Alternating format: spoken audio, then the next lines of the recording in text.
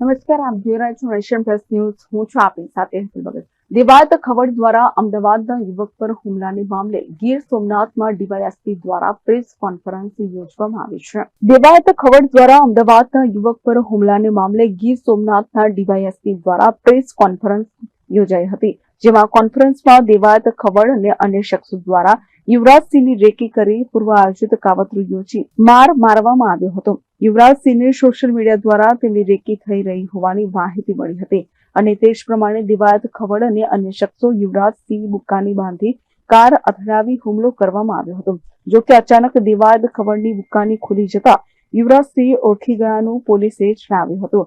Police દ્વારા દેવાયત ખવડ સહિત અન્ય 15 લોકો વિરુદ્ધ અનેક ગુનાઓ દાખલ કરી શોધખોળ હાથ ધરાઈ છે. ગઈ તારીખ 12/8/25 ના રોજ તાલાળા પોલીસ સ્ટેશન વિસ્તારમાં એક કૃષ્ણા ફાર્મ હાઉસ આવેલું છે. એ કૃષ્ણા ફાર્મ હાઉસમાં ધ્રુવરાજસિંહ રામચંદ્રસિંહ ચૌહાણ, તેના ડ્રાઈવર તરંગ અને એના કુટુંબી ભાઈ રાજેન્દ્રસિંહ આ લોકો ત્યાં રોકાયેલા હતા. અને એ લોકો ગઈકાલે આશરે 11:30ની આસપાસ સોમનાથ મંદિર દર્શન કરવા માટે જવા માટે નીકળ્યા. એટલે એ લોકો ચિત્રોડ ફાટક તરફ આગળ વધી રહ્યા હતા. એ અરસામાં સામેથી એક બ્લેક કલરની એક ફોર્ચ્યુનર ગાડી, જે નંબર પ્લેટ વગરની હતી, એ આવી અને સીધી આ લોકોની ગાડીમાં, આમની જે કિયા ગાડીમાં આગળના ભાગેથી જોરદાર ટક્કર મારી. તેમજ આ ટક્કર વાગતા આજે ધ્રુવરાજસિંહ છે પોતે જ ગાડી ચલાવતા હતા. એમણે એનાથી બચવા માટે ગાડી પાછળ લીધી, તો પાછળથી એક ક્રેટા બ્લેક કલરની હતી, એણે પણ પાછળથી ટક્કર મારી. એમ આમની ગાડીને આગળ પાછળથી જોરથી ટક્કર મારી અને રોડની સાઈડમાં ઉતારી દીધી. ત્યારબાદ આજે ફોર્ચ્યુનર ગાડી છે એનો ચાલક ગાડીમાંથી ઉતરેલો અને એણે બુકાની બાંધેલી હતી. એ બુકાની ઉતરી ગઈ તે વખતે ધ્રુવરાજસિંહ એ વ્યક્તિને ઓળખી ગયા કે આ વ્યક્તિ દેવાયત ખાવડ છે. અને એની સાથે બંને ગાડીમાંથી આશરે 12 થી 15 જણા બુકાની બાંધેલા હતા, તમામ ઉતર્યા અને બધા લોખંડના પાઇપ વડે આ ધ્રુવરાજસિંહને શરીરે આડેધડ માર માર્યો. તેમજ તેની ગાડી હતી એને પણ એમણે તોડી નાખી, નુકસાન કર્યું. ત્યારબાદ આ જે ધ્રુવરાજસિંહ પાસે એક એણે ગળામાં સોનાનો ચેન અને લોકેટ હતું, તે પણ એમણે ઝૂંટવી લીધું. તેમજ ગાડીમાં 42,000 રૂપિયા રોકડા હતા, એ પણ તેમણે ઝૂંટી લીધા. તેમજ આ જે બનાવ એની સાથે બન્યો એની ફરિયાદ ન કરે એના માટે એને ધમકી આપી અને રિવોલ્વર બતાવી અને જાનથી મારવાની ધમકી આપી.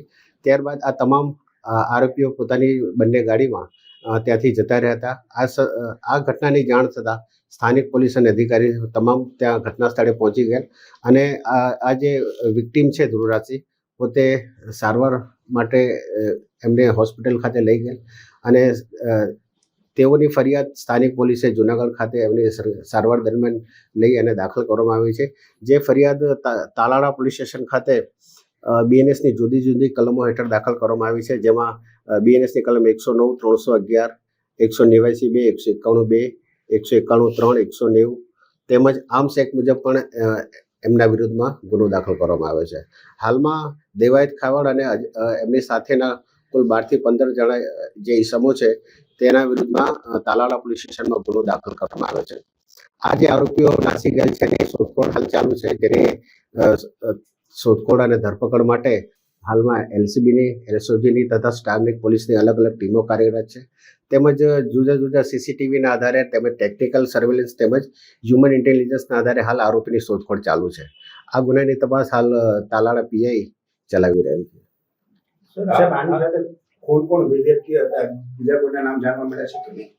હાલમાં અમારી પાસે પ્રાઇમરી અમુક નામ આવ્યા છે, પણ એ બાબતે હાલમાં હજી તપાસ ચાલુ છે.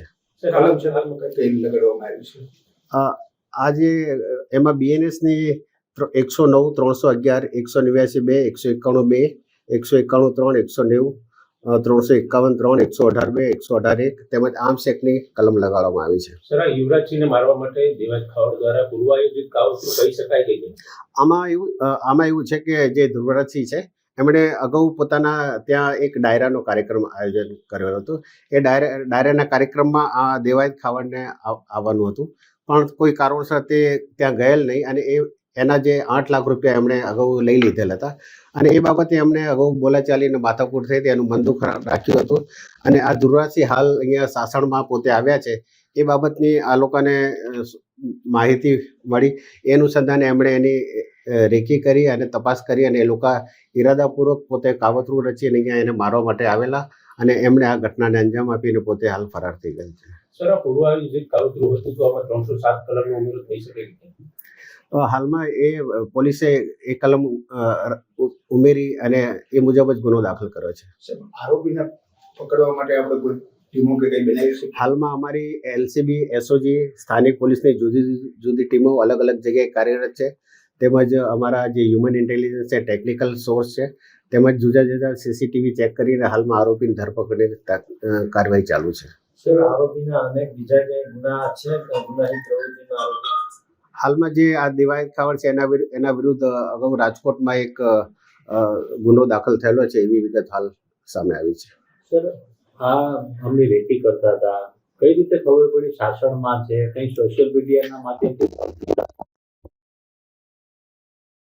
ધ્રુવરાજસિંહ છે એને પોતાના સોશિયલ મીડિયા પર એક એને એકાઉન્ટમાં એક મેસેજ આવેલો કે આ બાજુ આવવામાં ધ્યાન રાખજો, તમને ખાવડ અડી જશે, એ ટાઈપની એક એને પોસ્ટ આવી હતી. એના ઉપરથી એને લાગ્યું કે રેકી થઈ રહી છે અને હાલ એના પાછળ કોઈ માણસો આવવા લાગેલા છે. Mahesh Dodiya, nation plus news, Gir Somnath. સમાચારોના સતત અપડેટ મેળવવા માટે અમારી નેશન પ્લસ ન્યૂઝની યુટ્યુબ ચેનલને સબસ્ક્રાઇબ કરો, બેલ આઇકન દબાવો અને જોડાયેલા રહો ફેસબુક, ઇન્સ્ટાગ્રામ અને ટ્વિટર પર.